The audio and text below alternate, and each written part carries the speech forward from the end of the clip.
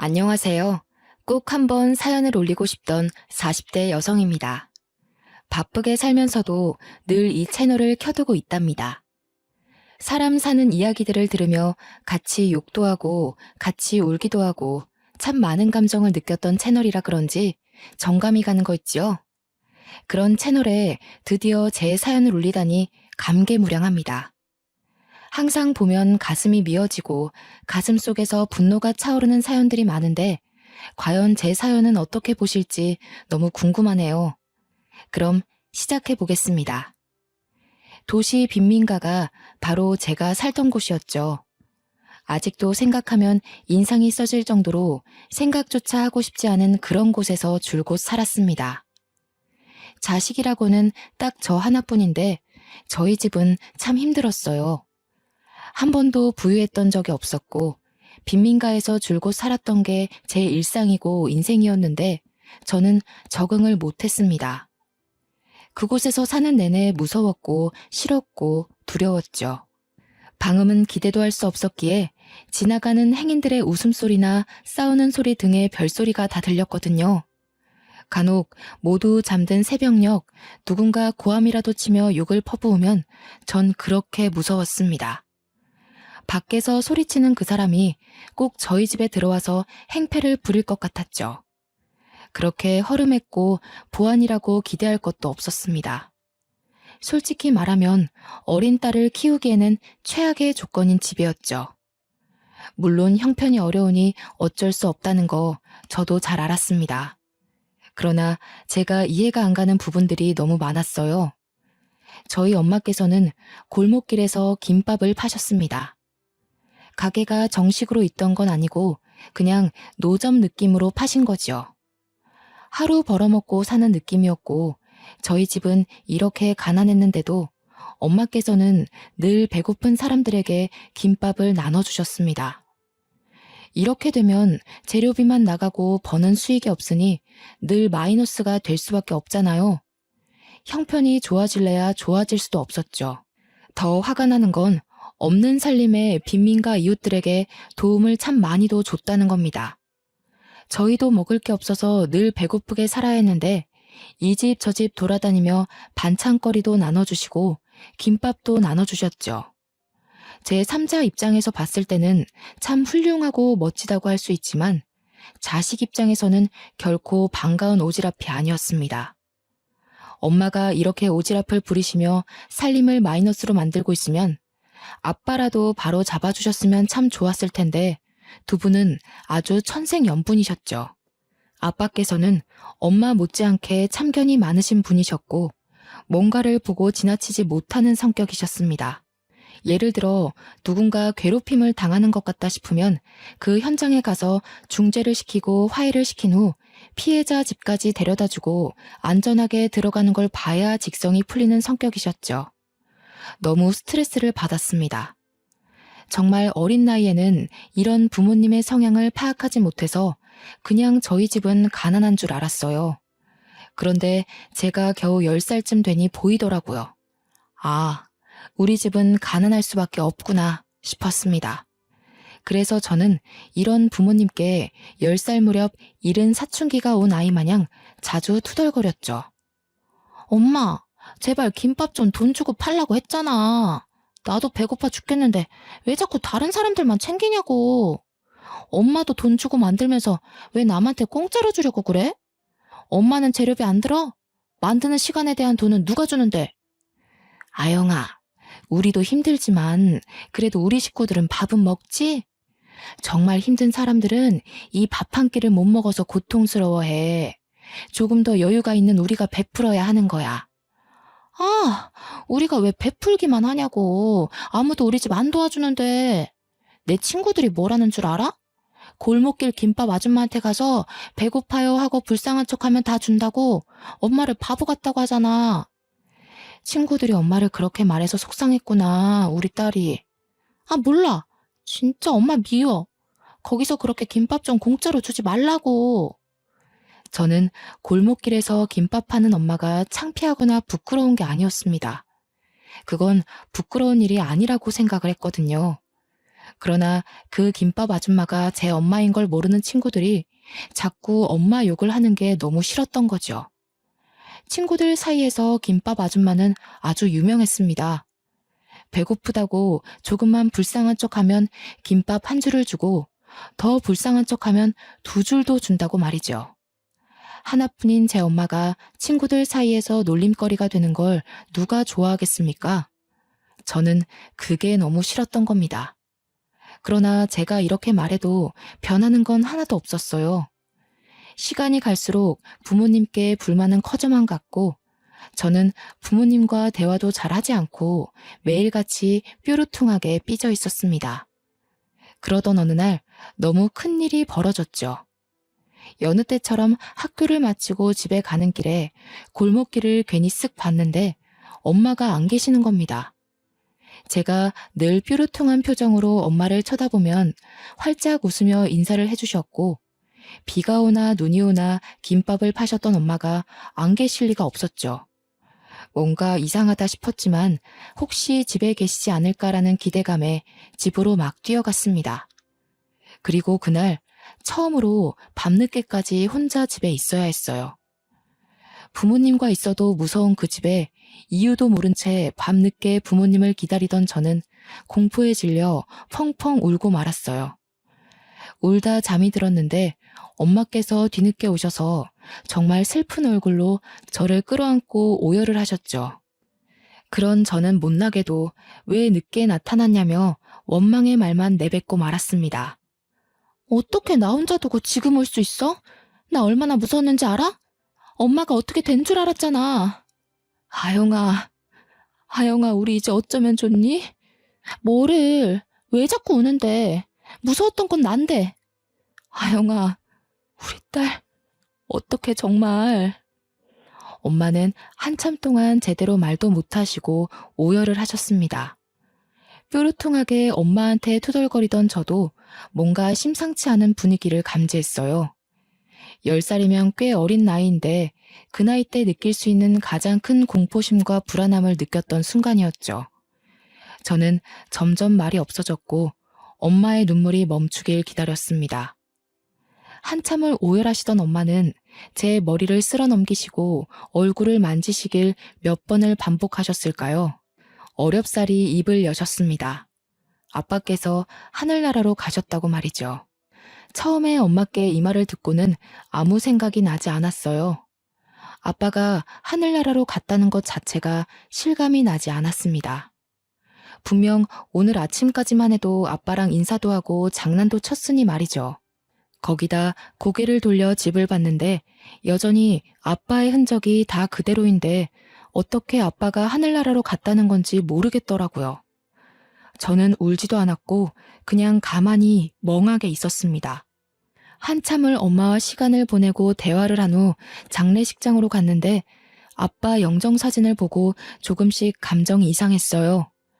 너무 어려서 저게 영정사진인지도 몰랐고 그냥 아빠 사진이 큼직하게 있다는 정도로 인식했는데 아빠 지인들과 가족들이 너무나도 슬프게 우는 겁니다. 그리고 모두 저를 발견하자마자 이제 어떡하냐며 통곡을 하시는데 그때서야 아빠 없는 현실이 조금씩 실감났어요. 아빠가 정말 세상을 떠나셨더라고요.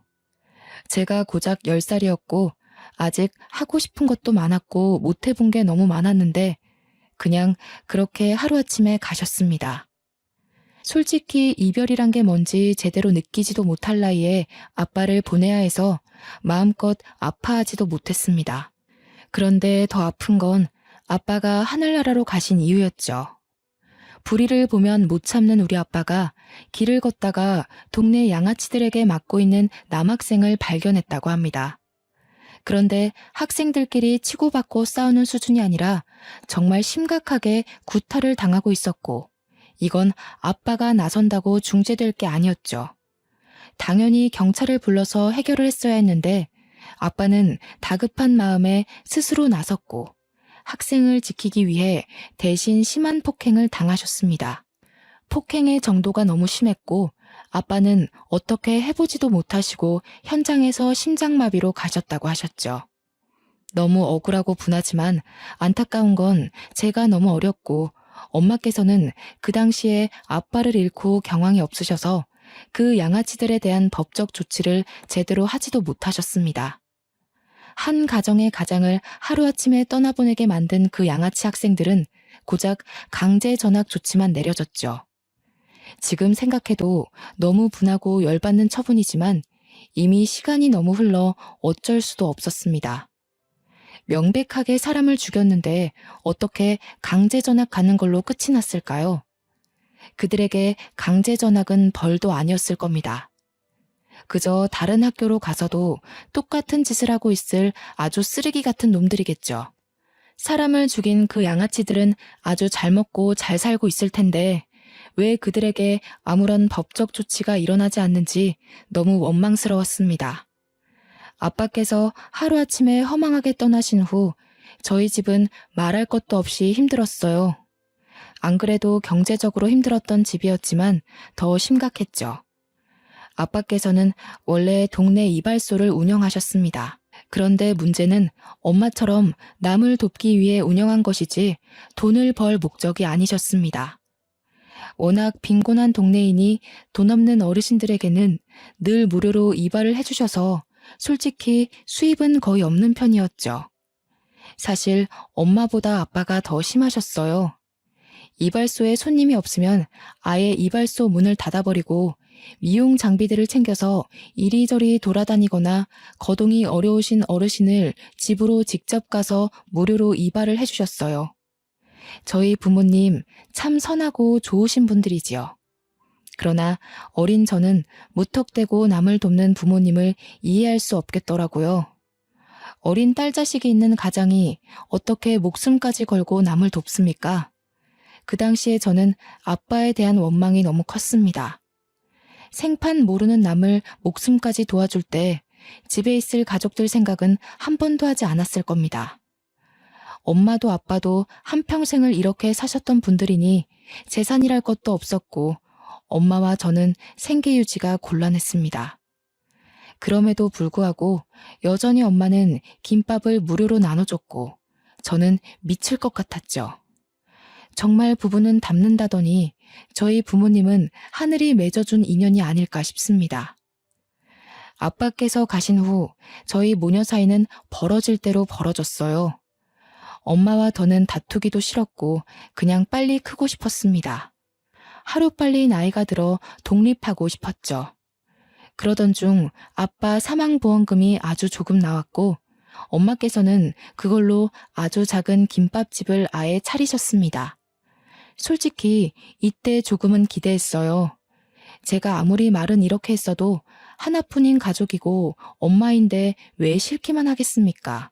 아빠 목숨값이기도 하고 정말 어렵게 차린 가게이니 엄마께서 제대로 가게 운영을 해주시길 기대했습니다.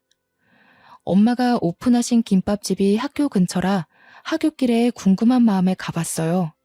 그런데 멀리서 봐도 김밥집 앞에 줄이 정말 길게 서 있는 겁니다. 전 너무 놀랐고 기쁜 마음과 자랑스러운 마음에 엄마께 달려갔죠. 거기에는 학교 친구들도 있었고 처음으로 저희 엄마라고 소개를 했습니다. 뭐야? 너도 김밥 먹으러 왔냐? 아니, 여기 우리 엄마 가게인데? 너희 우리 엄마 김밥 먹으러 온 거야? 아, 너희 엄마구나. 아줌마, 저 아영이랑 같은 반 친구인데 세 줄 주세요. 배가 너무 고파요. 저도요. 저도 아영이랑 같은 반이니까 세 줄 주세요. 뭐야, 엄마? 또 돈 안 받고 김밥 팔고 있는 거야? 그래서 이렇게 줄이 긴 거였어? 아영아, 우선 정신 없으니까 집에서 말하게 가 있어. 너희들이 아영이 친구였구나. 여기 앞에 놓인 거 다 가져가. 맛있게 먹고 우리 아영이랑 사이좋게 잘 지내. 배고프면 언제든 와서 먹고. 저는 이때 정말 화도 안 나고 절망했고 엄마가 정말 너무 싫었습니다. 아빠께서 그렇게 돌아가시고 분명 엄마도 느끼신 게 있으실 텐데 어떻게 이럴 수 있나 싶었죠. 지금 당장 우리가 돈이 없어서 먹고 사는 게 힘든데 우리보다 더 못 먹고 사는 이웃들뿐 아니라 더 잘 사는 이웃들까지 그냥 별의별 사람들을 다 챙기는 엄마를 이해할 수 없었습니다. 아직도 가슴속에 응어리로 자리 잡고 있는 아픔들이 있거든요. 초등학교 입학할 때 그 어린 나이에 저는 친구들에게 큰 놀림을 당했었죠. 수도가 끊길 때가 많아서 마음껏 씻지를 못했습니다. 그렇다 보니 옷매무새가 깨끗한 것도 아니었고 살도 새까맣게 때가 타 있으니 늘 놀림거리였죠. 심지어 옷은 늘 같은 것을 입다 보니 해져 있어서 친구들은 저를 보고 냄새나는 거지라고 놀렸어요. 제가 이렇게 놀림 당하는 걸 엄마께서는 알고 계셨는데 우는 제게 이런 말씀을 하셨습니다. 우리보다 더 못 사는 사람들이나 도움을 필요로 하는 사람은 늘 도와줘야 한다고 말이죠. 안 그래도 엄마에게 감정이 좋지 않았는데 그 순간 모든 기대가 무너졌고 그 이후 저는 엄마는 어떤 소통도 하지 않았습니다. 그렇게 사춘기가 되었고 저는 꽤 엇나가는 삶을 살았어요. 지금 생각해보면 후회스럽고 창피하지만 중학교를 다니며 나쁜 건 다 했습니다.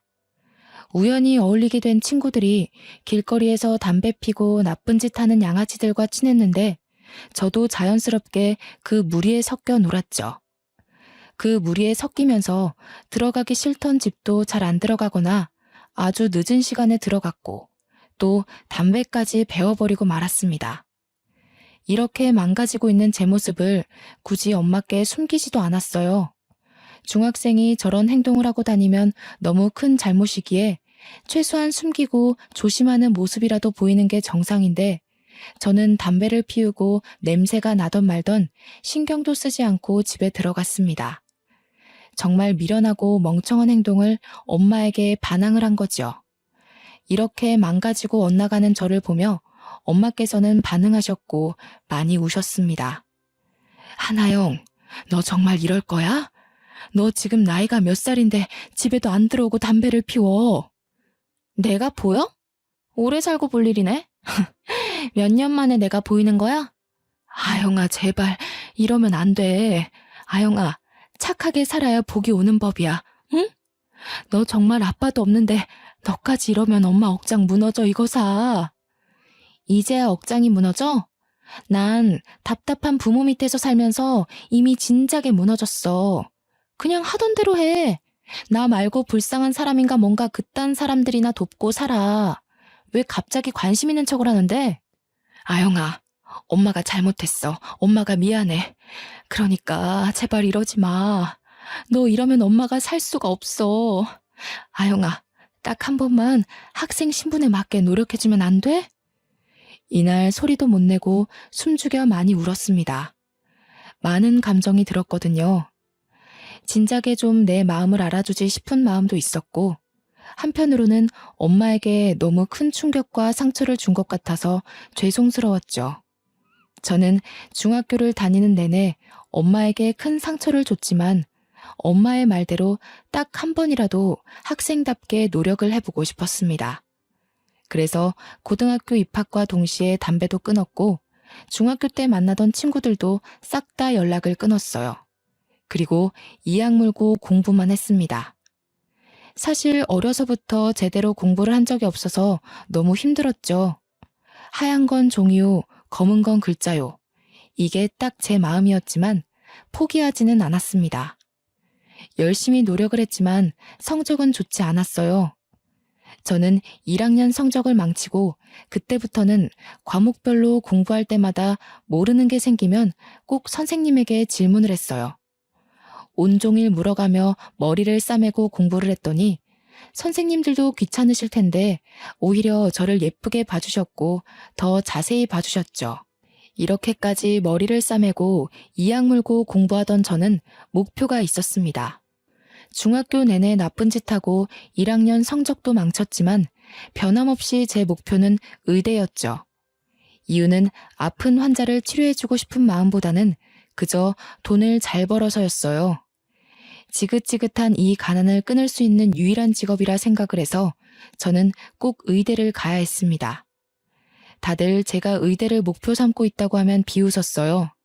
중학교 때 어떻게 지냈는지도 알았고 1학년 성적을 알았으니 말이죠. 그런데 전 아랑곳하지 않았고 1년 365일 내내 흔들림 없이 꿋꿋하게 공부만 했습니다.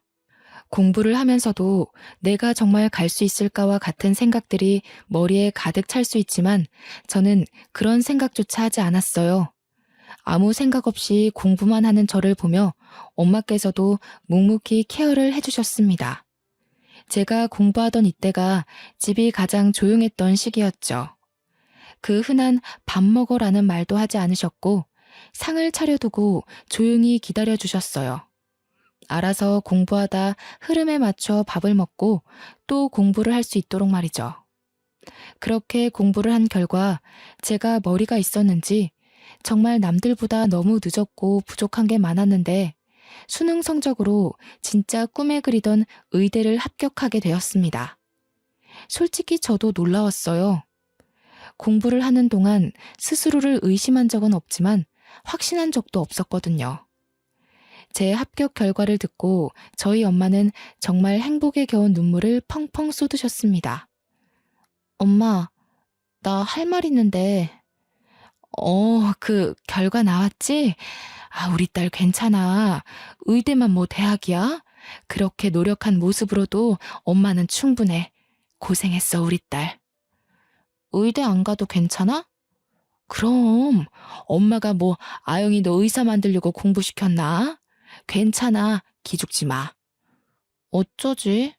나 의대 합격이래, 엄마. 나 너무 신기해, 진짜로. 뭐? 그게 사실이야? 세상에, 장하다, 우리 딸. 어휴, 이것 봐. 엄마는 아영이 너가 해낼 줄 알았어. 고생했다, 고생했어. 세상에. 엄마께서 너무 행복한 눈물을 흘리시니까 제가 다 기분이 좋더라고요. 이제 정말 행복한 일만 남았다는 생각에 설레고 기뻤습니다. 남들에 비하면 짧지만 그래도 제 고등학교 시절을 떠올리면 정말 깨어있는 시간 동안 공부한 거 말고는 한 게 없을 정도로 열심히 해서 얻은 결과라고 생각해요. 엄마와도 사이가 좋아졌지만 약간 서먹한 게 있었는데 의대 합격을 계기로 더 친해져야겠다고 생각을 했는데 예상치 못한 일이 벌어졌습니다. 엄마께서는 제게 할 말이 있다며 분위기를 잡으셨고 마주 앉아 대화를 나눴죠. 할 말이 뭐길래 이렇게 분위기를 잡아? 무슨 안 좋은 일 있는 거야?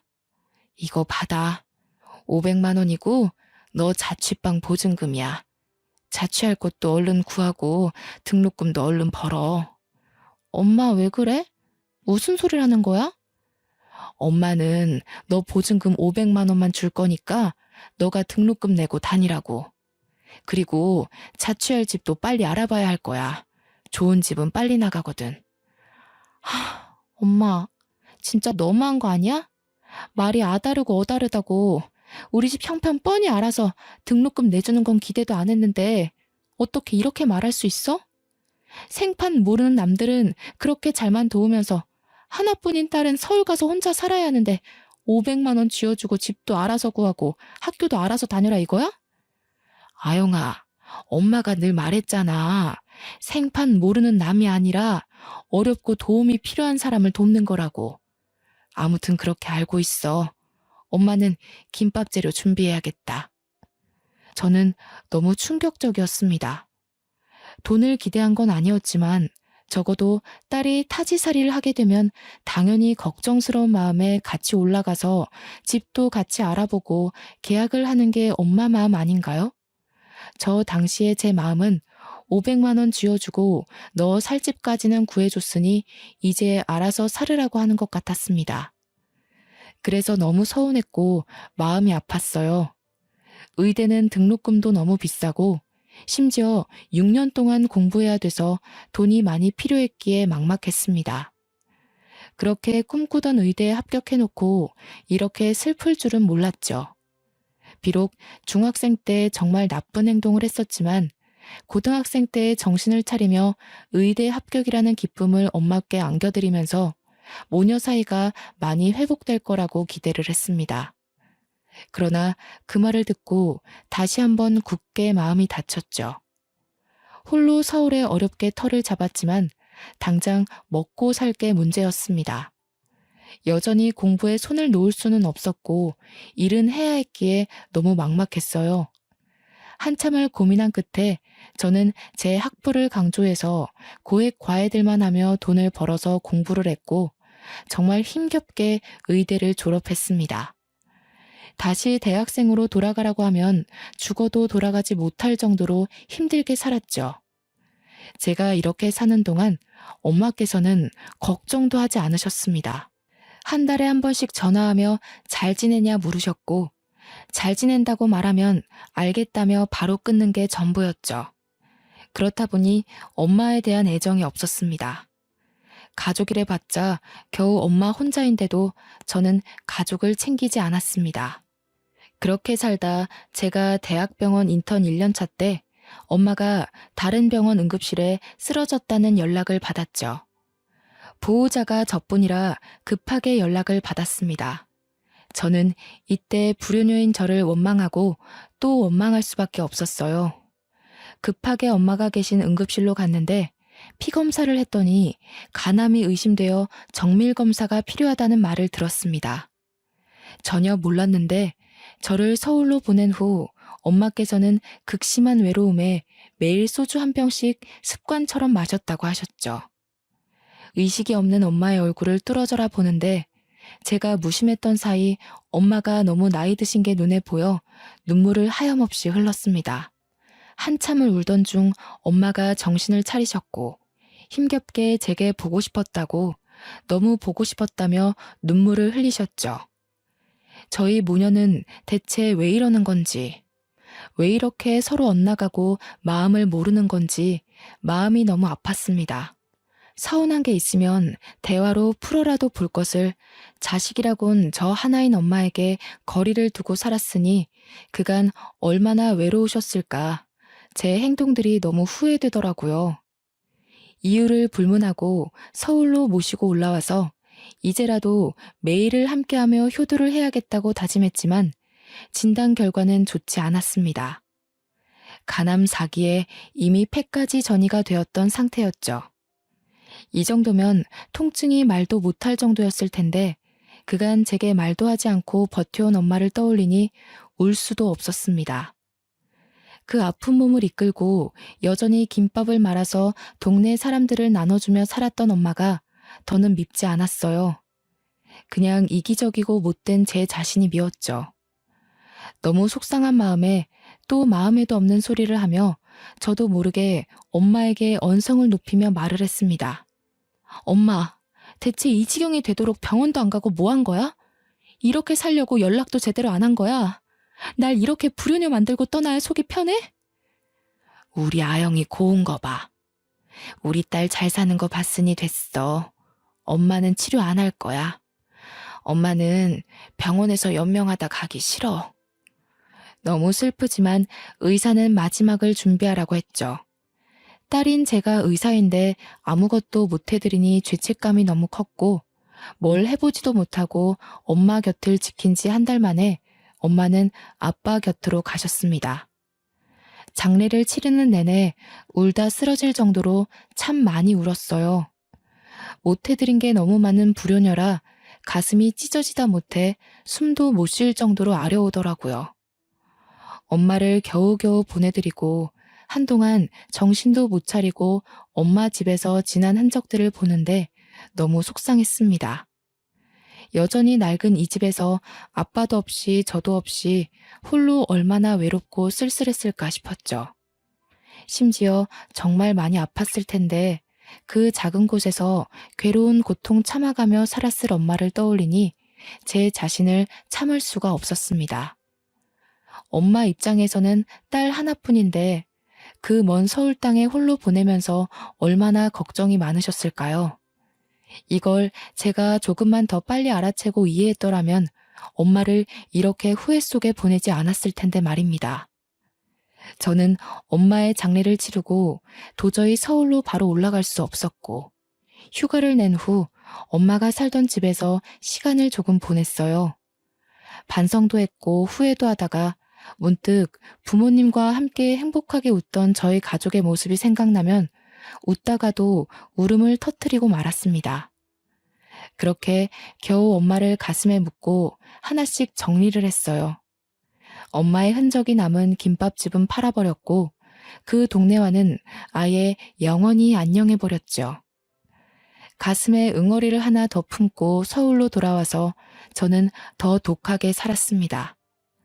레지던트 생활을 끝낸 후 이비인후과 전문의가 되었는데 이때 동네 병원을 개원할 수 있었지만 아직 돈이 그렇게 여유롭지 않아서 종합병원에 들어갔죠. 혼자 생활이 점점 익숙해지다 보니 외롭기도 하고 남자를 만나볼까라는 생각이 들더라고요. 마음도 많이 평온해졌고 여유도 생겼거든요. 그래서 소개팅을 많이 했었는데 하나같이 다 별로였습니다. 의사인 걸 알고 나오니 대놓고 얼마를 버냐고 묻질 않나. 제가 의사라서 나온 사람들도 있고 그냥 다 조건 보고 나온 사람들이라 정 떨어져서 싫더라고요. 소개팅도 지치고 힘들어서 연애도 포기하려고 할 때쯤 정말 마지막이라는 생각으로 소개팅을 했는데 거기서 원하는 상대를 만났습니다. 그 남자는 변호사였는데 돈을 많이 벌어서 그런지 소개팅 내내 제 재산에는 전혀 관심이 없었고 그저 매너 있고 아주 젠틀한 남자였습니다. 이 남자와 호감을 갖고 잘 만나다 결국 연애를 시작했는데 얼마나 사람이 진중한지 손도 한 달 만에 조심스럽게 잡더라고요. 그렇게 1년을 만나고 남자친구와 결혼을 다짐했습니다. 외로운 내게도 드디어 가족이 생긴다는 기쁨에 묘한 감정이 들었는데 변수가 있었어요. 예비 시모가 아주 심상치 않은 사람이었죠. 예비 시모는 제게 대놓고 본인 집안은 남부러울 거 없는 집안이라는 걸 강조했고 개원한 의사도 아닌 고하면 숙이고 들어와라며 눈치를 주셨습니다. 몰랐는데 아주버님이 검사고 예비 남편이 변호사인 법조인 집안이었습니다. 예비 시부는 고위 공직자였다가 퇴직하셨고 시모랑은 이미 이혼하시고 지금 시모는 재혼을 하신 새어머니였죠. 한마디로 제게 눈을 부라리며 뭐라고 하던 예비 시모는 새어머니였습니다. 예비 시모는 솔직히 정말 너무 사치스럽고 싸 보였어요. 명품으로 도배를 하고 향수 냄새가 아주 진동을 하는데 첫인상이 아주 별로였죠. 심지어 예비 시댁 집안에서 아무도 제게 뭐라고 안 하는데 보잘것없어 보이는 예비 시모만 자존심 세워가며 제 길을 누르려 애썼습니다. 그러나 저는 절대 쉽게 지지 않는 성격이라 굳이 남자친구에게 말하지 않고 예비 시모를 상대해주고 있었죠. 이런 제 모습에 열받았는지 하루는 저를 고급 레스토랑으로 부르더라고요. 기꺼이 그 고급 레스토랑으로 가드렸죠. 어머, 눈이 왜 그렇게 동그랗니? 아, 하긴 너 같은 고아 출신이 이런 고급 레스토랑에 발길이나 해봤겠니? 다 내 덕인 줄 알아. 아, 네. 음식은 내가 알아서 시켰어. 어차피 넌 고아 출신이라 메뉴판 봐도 모를 것 같아서. 그나저나 없이 산 사람들이 이런 곳에서 밥 먹으면 체한다던데. 너 뭐 소화제라도 먹어야 하는 거 아니니? 저기 어머님, 저 이미 여기 수차례 와봤고요. 이 코스 얼마나 한다고 그러세요? 저 의사예요, 어머님. 버는 돈이 있는데 고작 이런 걸로 덜덜 떨겠어요? 그리고 말끝마다 고아 출신 하시는데 제가 반대로 어머님한테 새어머니라고 하시면 좋으세요? 뭐야? 너 미쳤어? 새어머니? 너 이거 감당해야 할 거야? 감당이라... 뭐 고자질 하시게요? 하세요. 상관없거든요. 못할 말 뱉으신 건 어머님이니까 전 괜찮아요. 참고로 이 대화는 녹음했으니까 수정하지 마시고 있는 그대로 고자질 하세요, 어머님. 말끝마다 고아라고 말하며 무시하는 예비 시모에게 그대로 되갚아주자 제 얼굴에 와인을 확 뿌리며 소리를 지르더군요. 순식간에 주변 사람들 모두 웅성거리며 시선이 집중되었지만 아랑곳하지 않고 끝까지 까랑까랑하게 말씀하셨죠. 야, 고아 따위가 어디서 감히 자존심을 세우고 있어? 내가 너보다 훨씬 오래 살았는데 감히 너 따위가 누굴 가르치고 있어? 너 의사 배지 달면 뭐 인생이 바뀔 줄 알았어? 착각하지 마. 그래봤자 넌 부모도 없고 쓸모도 없는 고아년이야. 겸상해주니까 이게 기어오르고 있네. 그때 레스토랑 주인이 갑자기 제게 다가와 말을 걸었습니다. 저 말씀 중에 죄송하지만 혹시 한동현 씨 딸 하나영 씨 맞으세요? 네, 맞는데 저희 아빠 이름을 어떻게 아세요? 맞구나.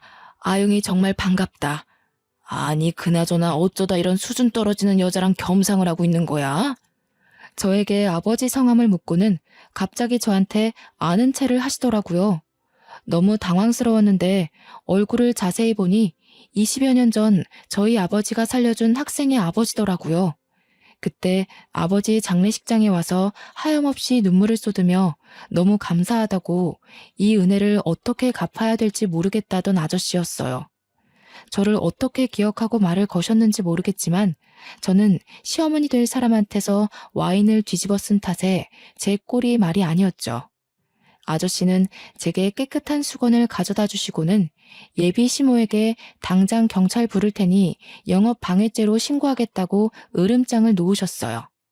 뭐야? 이 레스토랑 주인이랑 네가 어떻게 아는 사이야? 참나, 너 때문에 수준 떨어져서 내가 다시는 이 레스토랑 안 온다. 어쩜 고아년한테 아는 체를 하지? 격식 떨어지게. 이 여자 한동안 조용하더니 어디서 또 영감 하나 잘 물었나 보네. 당신 2번 다시 내 가게에 얼씬도 하지 마. 당신같이 늙은 남자 등쳐먹고 사는 인간들 대접하려고 최고급 재료들로 엄선된 요리 제공하는 거 아니니까. 당신은 저기 밑에 편의점에서 라면이나 먹지 그래? 아참, 그리고 내가 이미 경찰 불러놨으니까 조서 쓰러 갈 준비나 해. 레스토랑 주인 아저씨의 말에 시모는 얼굴이 새하얗게 질려서 계산도 안 하고 황급히 도망쳤습니다. 격식 떨어지는 발걸음으로 말이에요. 그 여자가 레스토랑을 떠나고 저는 직원 휴게실로 들어가서 아저씨가 주신 옷으로 갈아입었습니다. 몇십 년 만에 보는 얼굴이라 저도 너무 반갑더라고요. 뒤늦은 회포를 풀듯 저희는 가게가 마감할 때까지 서로의 안부를 물었습니다.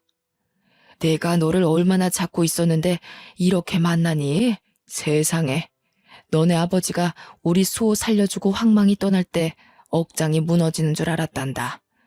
왜 신은 착한 사람을 먼저 데려가시는 건지. 너네 부모님이 얼마나 착한 분들이신데 아직도 너네 어머님이 싸주신 김밥이 생각난단다. 그래서 김밥집도 찾아가 봤는데 이미 가게를 정리했더구나. 어머님은 잘 살고 계시니?